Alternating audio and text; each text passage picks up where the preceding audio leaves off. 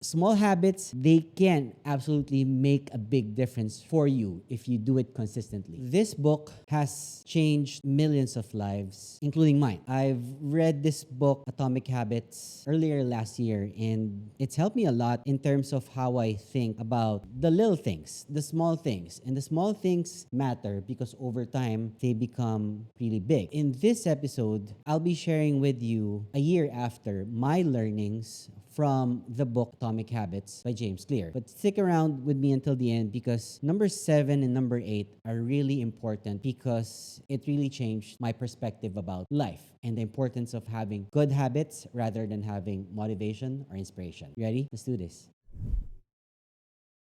First things first, small habits can really make a big difference in anyone's life. Let me explain. Results that we have in life are a measure of tiny habits. And it says here in this book, tiny habits or tiny changes equals remarkable results, which is why our daily choice or the choices that we make have a far greater impact that we actually realize as it is. We don't see much on the little things that we do every day. It adds up. Whether a good or bad habit that we may have, it goes a long, long way. The key is to make tiny changes every day instead of big changes and abrupt changes every day. Why? Because if you make tiny changes into your current behavior, this becomes something that you repeat every single day. And then it becomes habits that lead to big results. I'll just give you an example. Like I used to wake up just checking my phone upon waking. And it's the first thing that I did. And if I hear bad news or read bad news right there and then, my day is already a foregone conclusion. Now, before I hold my phone, there are 12 important things that I do every day, which actually started with one, which is to drink water. And the next thing I added was to do simple exercises like 10 push-ups, 20 squats, and 30 jumping jacks. And then went on and on and on to about reading just one book and then now reading 8 books every morning and then preparing breakfast and then so on and so forth. That first thing that I changed from having a bad habit of checking my phone to doing one thing to 2 things to 3 things to now 12 things before I even reward myself to holding my phone is a huge change in my life. And that's just one example of how I start my day. Small habits, they can absolutely make a big difference for you if you do it consistently. So that's number 1. Number 2, how do we actually form habits? Habits begin with what we call in the book a cue, a CUE, or a trigger to act. You create a trigger. So it's something that I apply not just to my students, but also to myself. The process of habit building can be classified into 4 important steps. First is the cue, second is the craving, third is the response, and fourth is your reward, which I just mentioned in the first part. They're formed with those 4 things. Let me explain. A cue is something, for example, if you haven't gone to the gym, like I have a student who was so out of shape. Let's just say he's out of shape. And he never went to the gym in his entire life. I just told him, just go to the gym. Put on your shorts, put on your shoes, put on your gym clothes. Just go to the gym and stay there for 5 minutes for the next 7 days and do nothing. If you don't want to do anything, don't do anything. Don't ride a treadmill, don't lift weights, don't do anything. Just go to the gym for 7 days. And he went to the gym for 7 days. You know what? Something remarkable happened. He was sitting there in the gym doing nothing, so just checking his phone. And then after 5 minutes, he left. And on the 6th day, what happened was he suddenly had the feeling of craving to go on the treadmill. So he started walking instead for 5 minutes on the treadmill. Not running, just walking for 5 minutes. And that 5 minutes became 10 minutes. And that 10 minutes became 15 minutes on the treadmill. And let me tell you this, my student is 420 pounds. He is overweight, to say the least. I'm happy to say now that he is at a more manageable 240 pounds after a year's time. And the thing is, he never checked why he actually started going on the treadmill. The thing is, he said that if I'm going to change clothes to something to go to the gym and work out, why not do something to make it worth my time? That created a habit for him to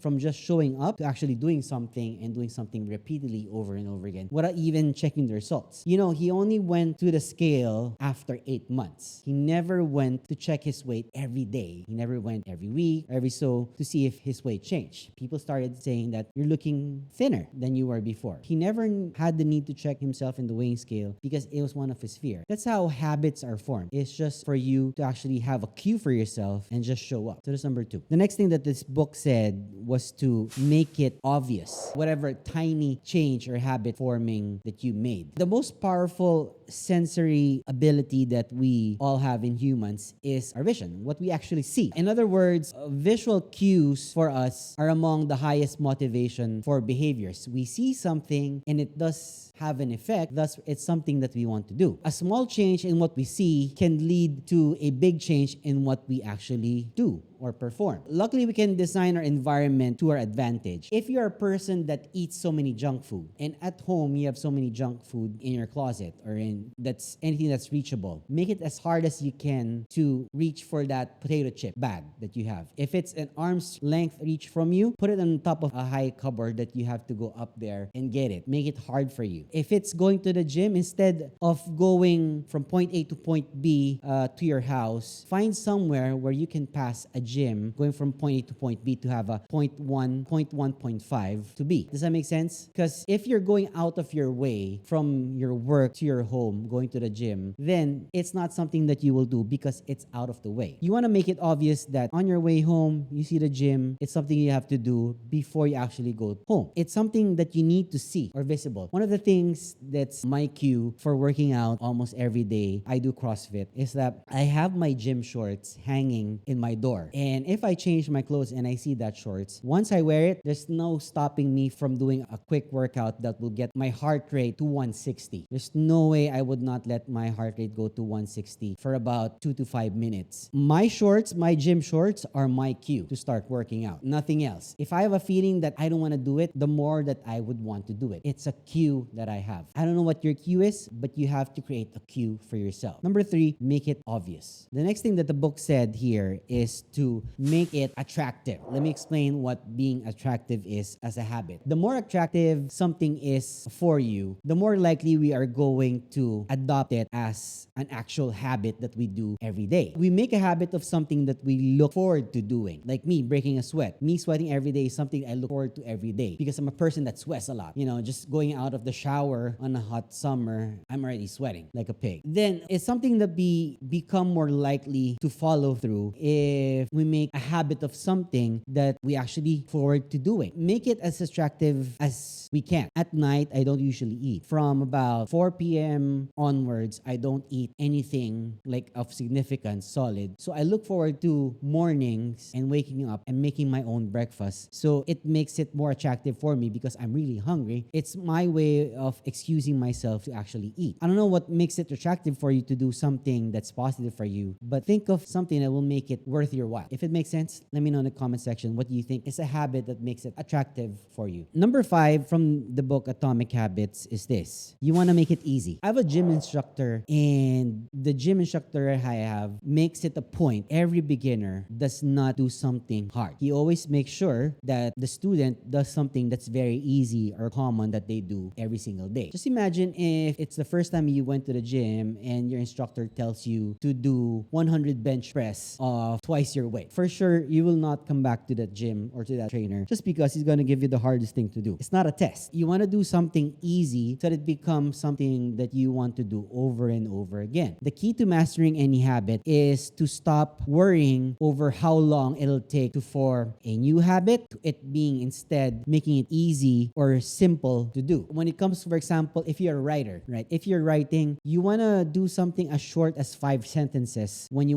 want to write a short story. And then you do it every day consistently. And with that, you form now muscle memory of how to do things every day. Me recording this thing right now, a year ago, it would have taken me a long time to get ready. But once I go from outside of this to here, it's just lights on and go. There's no, wait, no. It's just on and off. It's just a switch. Before it was difficult for me. Now it's easy because it's something that I do almost every day, talking to in front of a camera. So the best way to break a bad habit is to make it impractical to do.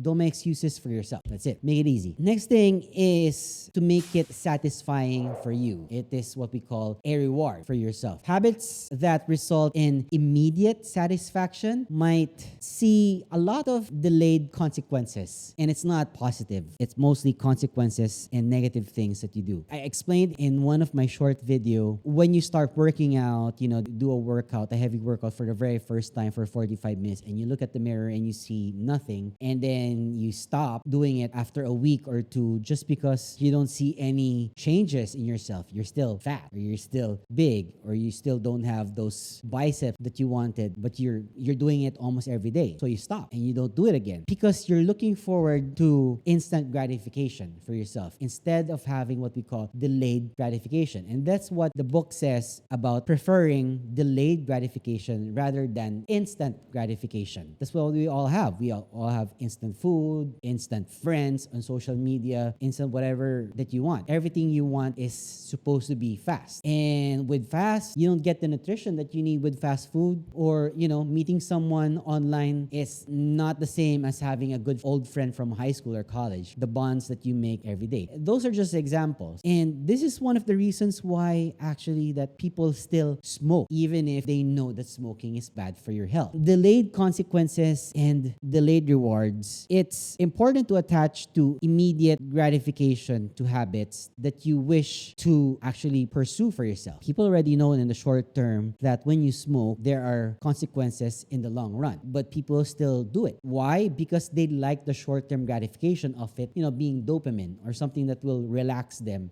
get them out of their stress. But that's temporary. In the long term, it's gonna get back at them with cancer and all those things that, smoking does for a person. Person would exchange long-term gratification for something short-term. That's a huge problem that people really have right now, is that they'd rather get something right now instead of get it later, but get something better. Does that make sense? Let me know in the comment section. Another lesson that I have from the book is that the importance of tracking your habits. It's not just with working out, it's how many less cigarettes you're having, how many more fruits and vegetables, how much more liters of water you're drinking every day compared to before. Habit tracking is a simple but a very, very effective technique to ensure that you are staying on track. If your goal is to drink 5 liters of water eventually, if you don't drink even a liter of water every day, drinking 1.5 liters to 2 liters of water in 2 months is a huge achievement if you only drink 500 ml of water or liquid every day. And in 6 months, you're gonna see yourself drinking as a habit 5 liters of water. Just take it as an example as brushing your teeth. I know most people brush your teeth probably once, twice, or sometimes 3 times a day. You make brushing your teeth as a habit in the morning before going to work or wherever, or before going to sleep. So it's a habit that we form. But how is that created? There's a cue for us that we actually need to brush our teeth, because if you don't brush your teeth, you're gonna lose all your teeth in a few years' time. That's the consequence that we know. And it's something that we do repeatedly. That's why toothpaste brands put in the mint in those toothpastes that we take. Because usually toothpaste doesn't really need the fresh breath feeling. It's a result of us actually brushing our teeth. The real thing that in the toothpaste that cleans our teeth is not the fresh breath that